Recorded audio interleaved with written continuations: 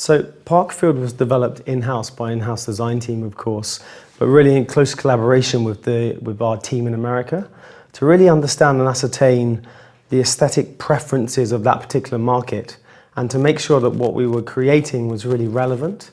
We didn't want to necessarily follow the trends that were happening in that market, let's say, per se, but we wanted to understand at least the aesthetic preferences of the people. But what we wanted to do here is to create a really fresh aesthetic, something that's quite unique in the market. Not a polarizing concept, but something that really entices interaction and that really creates a new statement for the GROHE brand in America.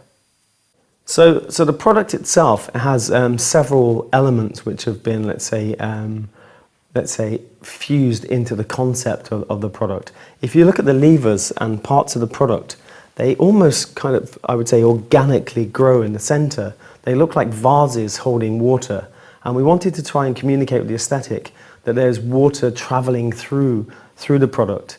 And that gives it a very nice organic tactile feel. And the whole point of this tactile organic feel was really to invite interaction, was to encourage people to interface with the product.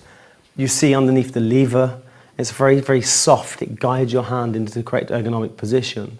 And it feels really nice to hold.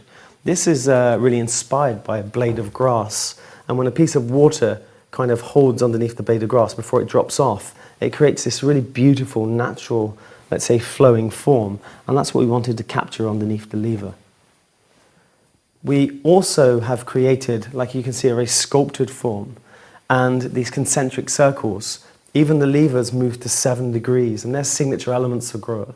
So you can see that 7-degree subtle incline in the lever, the concentric forms that you find across all draw-off points. They bond let's say, the collection together, but at the same time they allow consumers to identify it's a GROHE product from a distance. So here we have on the table, I have a 4-inch center set, but we also have an 8-inch wide set. And for this particular collection, it's quite unique, but we've also introduced, to give the consumers more choice, to afford consumers more choice in the market, we've also introduced a one-hand mixer. One-hand mixers are very important, very interesting, although it's quite a progressive concept. One-hand mixers can often save water and energy because, of course, just with one hand you're getting to the temperature as opposed to mixing. So we really wanted to introduce all three typologies to have, let's say, maximum impact on the market.